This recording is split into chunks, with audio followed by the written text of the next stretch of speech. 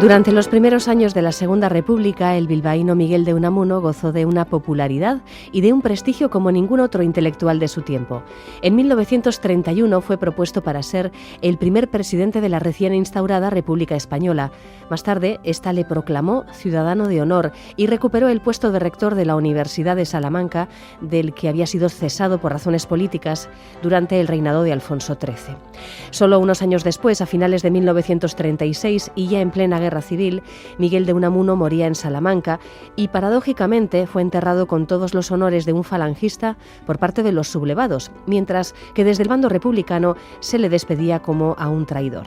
Y entre estos dos momentos, la famosa sesión del 12 de octubre de 1936 en la Universidad Salmantina, donde el viejo profesor se enfrentó al general Millán Astray, espetándole una frase que se ha hecho famosa: venceréis, pero no convenceréis. Sobre la trayectoria de Miguel de Unamuno, que puede resultar desconcertante en sus últimos años de vida, acaba de aparecer un libro muy clarificador que lleva por título En el Torbellino, Unamuno en la Guerra Civil, escrito por los dos principales especialistas en la vida y en la obra del autor vasco. Es el libro que presentamos hoy en la sección de Eusko Ikaskuntza con Juan Aguirre. Arratsaldeon, Juan. Arratsaldeon, Eva. Pues sí, lo has dicho muy bien. Dos de los principales especialistas en la vida y en la obra de Unamuno, que son Jean-Claude Rabaté y su esposa, la también hispanista Colette Rabaté, a quienes debemos la biografía que hasta hoy es la definitiva, la última palabra sobre Unamuno, publicada en 2009, a la que además luego seguiría la edición de la correspondencia del intelectual bilbaíno. Bueno, y ahora Colette Rabaté y Jean-Claude Rabaté. Jean-Claude es catedrático emérito de civilización española en la Universidad de la Sorbona y autor de numerosos libros y artículos sobre historia cultural contemporánea y desde luego una referencia incontestable en los estudios unamunianos. Pues bueno, acaban de firmar este libro que has presentado, Eva, En el Torbellino, Unamuno en la Guerra Civil, y es sobre lo que vamos a hablar en los próximos minutos con Jean-Claude. Buenas tardes, Jean-Claude. Buenas tardes. Buenas tardes. Siendo niño, Unamuno fue testigo del sitio de Bilbao durante la última guerra carlista, que bueno, de ahí salió sublimado los recuerdos de aquella guerra en su primera novela, la inolvidable Paz en la Guerra. Desde entonces, la guerra será una constante en su trayectoria. Incluso se ha dicho, no sé si usted estará de acuerdo, que Unamuno llevaba dentro una guerra civil. En tal caso, tal vez sea esta una de las claves para entender sus cambios de posición, muchas veces desconcertantes. Unamuno solía jugar con los conceptos de guerra civil y la metáfora de la guerra civil, y decía, es verdad, que llevaba dentro una guerra civil. Pero cuidado, Unamuno fue siempre un hombre muy pacifista y se trata de una guerra de ideas. Por ejemplo, su primera novela, Paz en la Guerra, es fundamental para entender no solamente la guerra civil de Unamuno, sino las guerras civiles de Unamuno desde su niñez en Bilbao, cuando tenía 10 años y cuando fue testigo de la liberación de la villa, hasta ahora invicta por los liberales, hasta la tragedia del verano, del otoño y del invierno del 36 en Salamanca. Con esta metáfora es como si al final de su vida fue una trampa, porque los españoles tomaron un día al pie de la letra a los que se sublevaron. El 18 de julio del 36 en Marruecos tomaron pie de cuenta esta guerra civil, y la trampa se cerró sobre el pobre Unamuno, que después no pudo rectificar del todo. Pero la obra clave, lo ha dicho, es esta primera novela, Paz en la Guerra. En la década de los años 30, Europa asiste al ascenso de ideologías extremistas como el fascismo, el nazismo y el comunismo, que se apoyan en movilizar a las masas. Como liberal que era Unamuno, ¿hasta qué punto la radicalización de la República Española tuvo influencia en su distanciamiento, que acabó incluso en ruptura con los republicanos? Es verdad, los años de la República, años muy convulsos. Unamuno, frente al ascenso de las ideologías como el fascismo, que el fascismo Mussolini siempre lo ha condenado por los años 20, criticó mucho el fascismo. Y el nazismo, desgraciadamente, tenemos menos citas de Unamuno, porque Unamuno no leyó Mein Kampf, Mi lucha, de Hitler. Pero yo creo que con la victoria del Frente Popular, con el triunfo de, vamos a decir, de las masas, porque desfilan por las calles de Madrid, de España, jóvenes, y sobre todo este divorcio con los jóvenes, con la juventud que ayudó en España al retorno del símbolo que era Unamuno en el 30, esta juventud que derrocó, que venció al general Miguel Primo de Rivera. Unamuno se divorció de esta juventud que ve desfilar por las calles o con el puño cerrado o con el brazo tendido. Ni los unos, ni los otros, ni los falanges, ni el comunismo, ni la extrema derecha, ni la extrema izquierda. Y entonces Unamuno va a intentar ser la voz de una tercera España, además en un lugar, una ciudad emblemática, Salamanca, que se convierte en la casa cuartel del general Franco. Sin embargo, sorprendentemente, profesor Rabaté, Unamuno participó en febrero de 1935 junto a José Antonio Primo de Rivera en un mitin de Falange en Salamanca, una actuación que sorprendió por supuesto a muchos y que indignó a los sectores republicanos de la ciudad, que a partir de entonces empezaron a manifestar su hostilidad hacia el viejo profesor. ¿Cree que esta situación personal, esta presión, que el miedo en definitiva pudo influir para que abrazara el golpe de Estado en julio del 36? No creo, porque Unamuno se puede culpar, claro, de defectos, y como cada hombre, como cada ser humano, Unamuno tenía cualidades y defectos, pero no se podría nunca acusar a Unamuno de oportunismo político. Hay una coherencia tremenda en su pensamiento político. En abril de 1935, me habla de febrero, escribe: yo podría demostrar que desde hace 50 años sostengo los mismos puntos de vista. El problema es un detalle que no es un detalle, es verdad, que va a presenciar un mitin del joven José Antonio Primo de Rivera. ¿Y por qué va a este mitin? Porque Unamuno se interesa por todo y nunca Unamuno rehúsa una invitación. Hace ya varios meses, unos jóvenes intelectuales falangistas asedian a Unamuno, acosan a Unamuno, hacen la corte a Unamuno, intentan recuperar a Unamuno. Cuando Unamuno exclama al final de un discurso: viva su majestad España, o cuando ha hablado de hispanizar a Europa, o cuando habla del imperio de la lengua, eso hace pensar que no tiene nada que ver, pero en unos puntos del programa de Falange. Y Unamuno seduce a unos jóvenes falangistas que tergiversan, que falsifican su pensamiento. Y por candidez, por ingenuidad, Unamuno siempre no se dio cuenta de estas tentativas de tergiversar su pensamiento. En cuanto a la pregunta de que si la situación personal de Unamuno, yo creo que lo de mitin y Falange tuvo una consecuencia por él.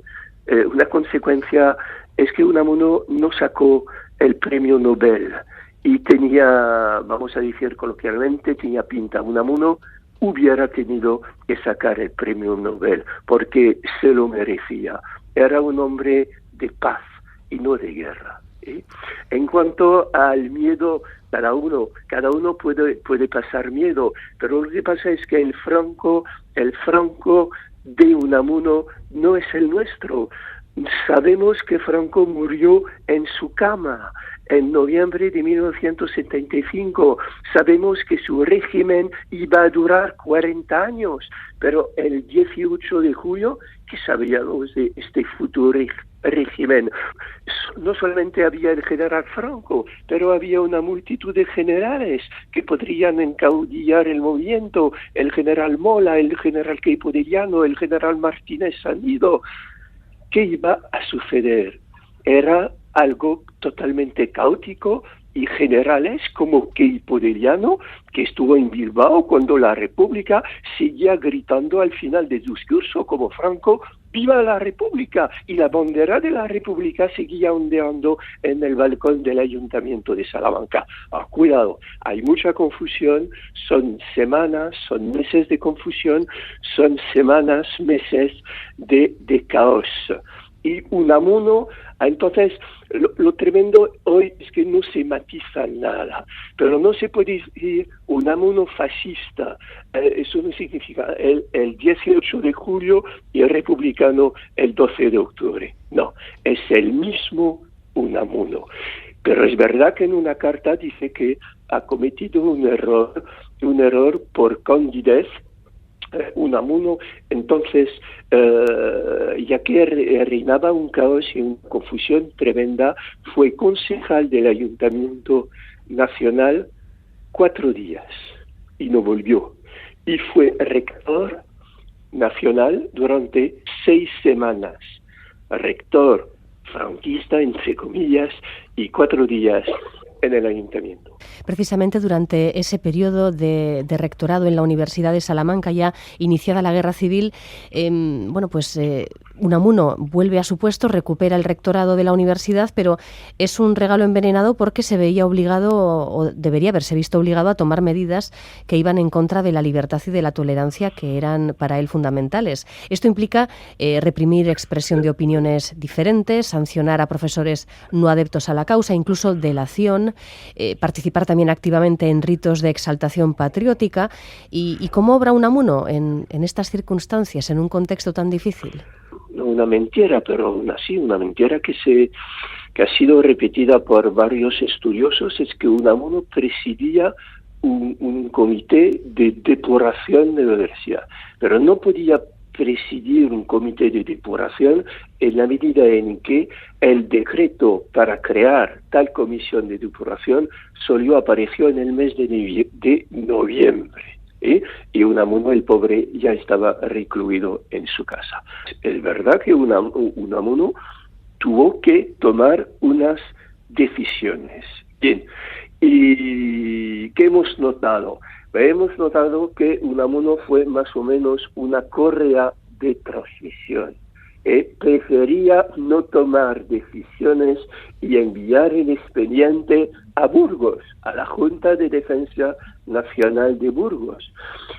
Y también recordamos que Unamuno pidió el cese de 2 curas que, según él, no eran aptos en dar clases. Es decir, que fue un papel muy limitado. Y no vemos muy bien Unamuno tomar decisiones contrarias a sus valores y a sus ideas. Eso no cuadra con la personalidad de Unamuno. Nadie había investigado este tema, que es importante. Sí, es una página muy importante. Sí, claro, porque estas 6 semanas. Porque es mucho y a la vez poco. Pero es poco, pero sitúa al personaje.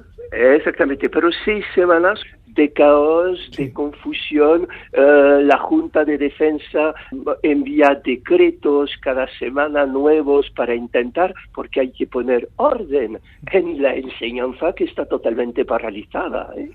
Profesor Rabaté, ya nos ha dicho algo sobre el general Franco, y claro, efectivamente, él no sabía todo lo que nosotros hoy sabemos, es normal. Unamuno se dejaba llevar por su intuición de lo que pensaba sobre el general Franco. Pero se lo digo porque no se puede escribir la historia desde el presente. Claro, el presentismo. ¿Entiende? Se ha dicho alguna vez, usted esto ya lo dice lo desmiente en su libro, pero quisiera que me lo confirmara. Se ha dicho alguna vez que Unamuno se llegó a entrevistar con Franco para pedirle que no bombardeara Bilbao.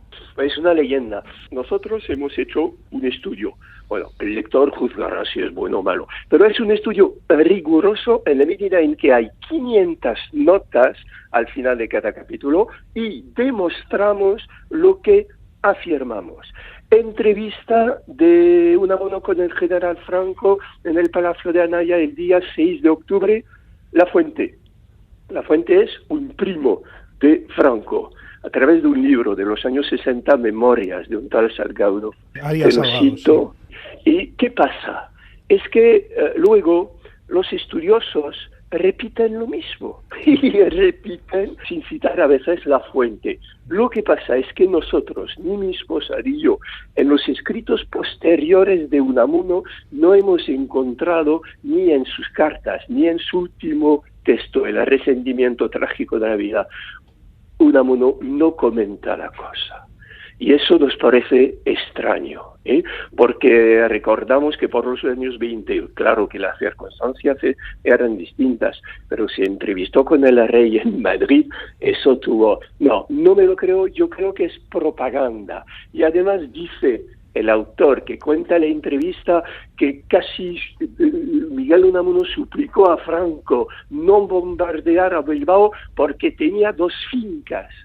No, y casi llorando, no lo creemos. Y de todas formas, no hemos encontrado nada en los últimos escritos de Unamuno. Yo creo que fue una entrevista imaginada por los amigos de Franco. Es pura propaganda. Y llegamos al famoso acto del Día de la Raza en el Paraninfo de la Universidad de Salamanca. Allí se suceden las intervenciones y Unamuno, que al principio parece reacio a tomar la palabra, reacciona con cierta vehemencia cuando uno de los oradores ataca violentamente a vascos y catalanes. Y dice aquello, la famosa frase de venceréis, pero no convenceréis. De forma resumida, ¿qué es lo que sabemos sobre lo ocurrido ese 12 de octubre de 1936? Pues se puede leer también la prensa de Salamanca al día siguiente, el 13 de octubre, pero lo que pasa es que la prensa es una prensa que es víctima de una censura férrea y solo podemos leer los discursos de los oradores. Solamente Unamuno pronunció unas palabras, no se sabe nada.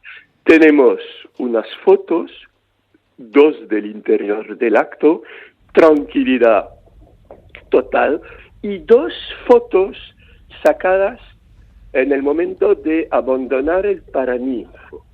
Pero al mismo y una, sobre todo, vemos al obispo y a Unamuno que se despiden de Miguel Astray. Y hoy en un sitio de la Legión podemos leer Unamuno con Astray. Adiós, don Miguel, ¿cuándo nos veremos? Tomaremos un café. Es propaganda pura. Son guerras de imágenes, como había guerras en la radio. Alors, ¿qué pasó?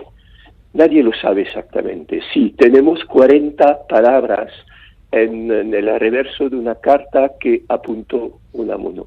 Nosotros los que hemos hecho es que hemos consultado, estudiado lo que solía decir Unamuno cada 12 de octubre, a través de artículos o de discursos.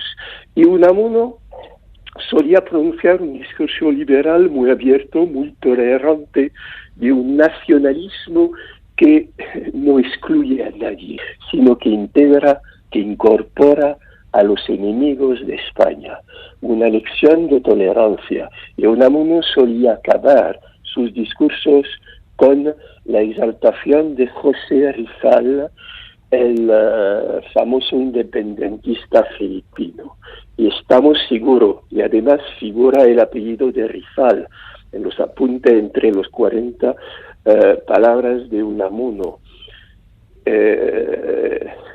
Pero lo que pasó es que enfrente de Unamuno está Miguel Astray. ¿Y dónde estaba Miguel Astray cuando la guerra de Filipinas estaba frente a Rizal? Tenía 16 años, lo que provoca la cólera de Miguel Astray, quien a lo mejor no gritó abajo la inteligencia, pero abajo la intelectualidad traidora. Lo dice el propio Astray en sus memorias de los años 40.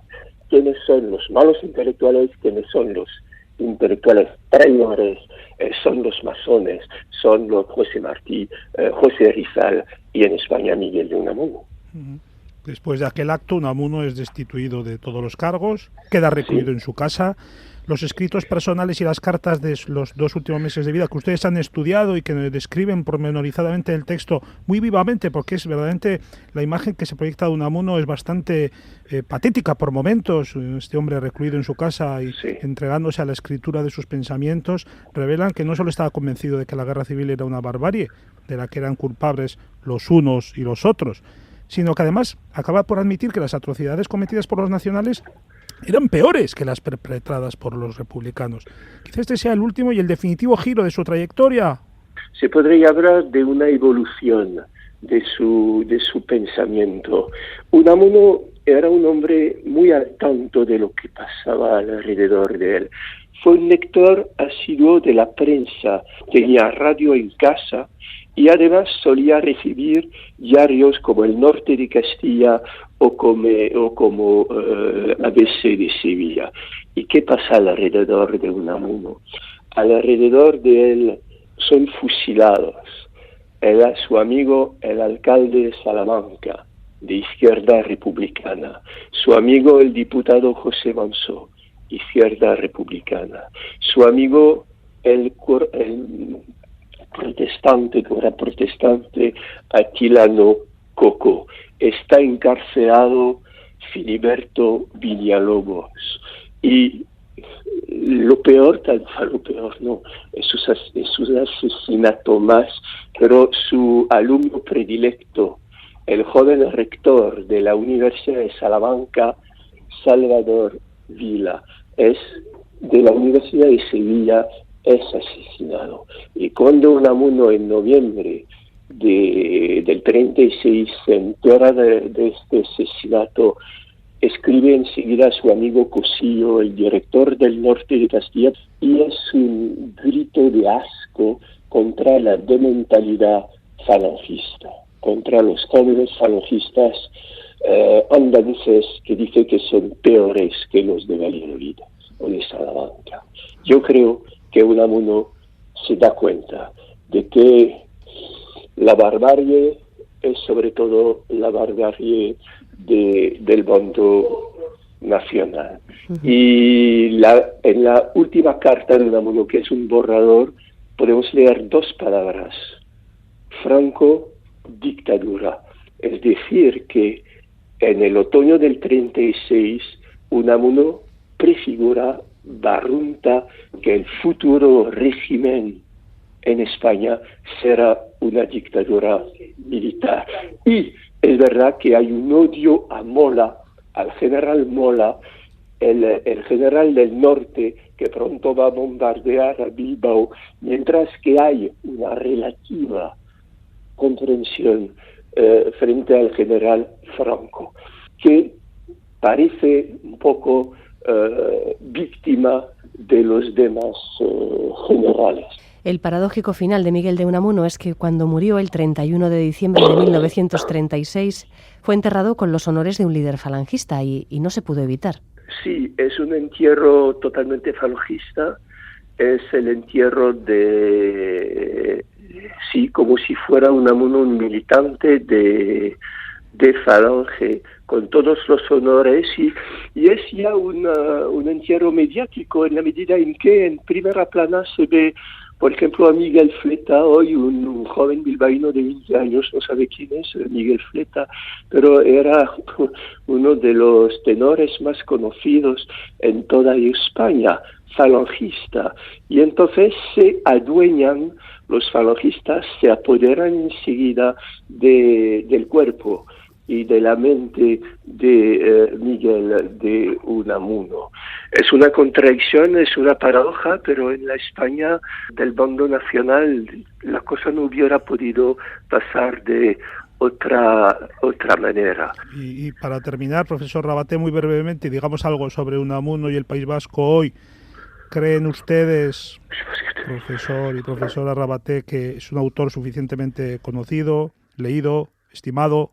Vamos a ver, yo creo que Unamuno era más conocido por los años 20 en Europa, por ejemplo, como en Francia, y era un autor muy traducido, muy reconocido, sobre todo a partir de la Gran Guerra, de la Guerra Mundial, en la que Unamuno envió a Francia muchísimos artículos. Era un aliadófilo muy feroz. Unamuno tenía una dimensión internacional. Era un hombre que había publicado más de casi 5.000 artículos en la prensa, no solamente de España, sino hispanoamericana y de toda y Europa era un hombre que tenía una cultura fuera de lo común. En cuanto a Unamuno y el País Vasco, yo creo que por motivos políticos, siempre la política, pero Unamuno es un hombre que tendió puentes, puentes con América, puentes con otras culturas. Hoy, desgraciadamente, unos siguen siempre intentando levantar muros, ¿no? Unamuno formaba de lo que se llama l'Europe des esprits, la Europa de los espíritus. No me gusta la palabra el vasco universal, ¿no? Porque universal me hace pensar en el programa de Falange. Tenía algo horror Unamuno a la cultura local, ¿sabes? Del campanario, del terruño, pero universal no.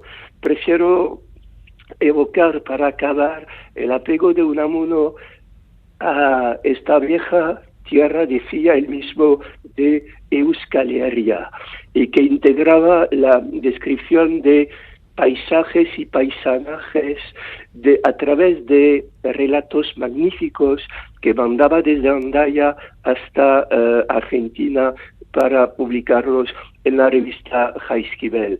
Bueno, Juan, pues si ha sido una charla intensa y fructífera en ideas, imaginamos cómo será el libro. Y desde luego recomendable, muy recomendable este libro, En el torbellino, Unamuno en la guerra civil, de Colette y Jean-Claude Rabatin, editorial Marcial Pons.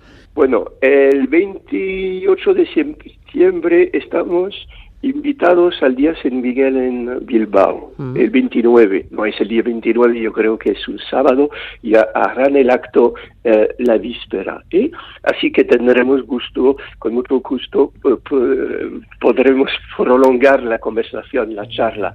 Y por fin, última información, esta noche en Madrid, José Luis Gómez, el famoso actor, interpreta los últimos textos de Miguel de Unamuno. Sí, del Teatro de la Abadía. Y en el Teatro de la Abadía venceréis, no convenceréis, y bueno, hemos ayudado a José Luis con los textos que hemos seleccionado.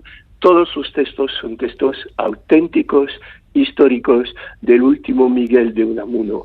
Y después de vencer y convencer, triunfa el verbo conmover, Es el triunfo de las emociones y es algo emocionante, y intentaré decir a José Luis en el otoño que se acerque a Bilbao. ¿Cómo nos gustaría ver esa función, Eva? Claro, bueno, tenéis que verla. ¿Cómo nos gustaría? Tendréis que verla. Sí, ya nos gustaría, sí. Muchísimas gracias, profesor, y un saludo también a su mujer, coautora de este libro. Vale. Gracias. Muchísimas gracias.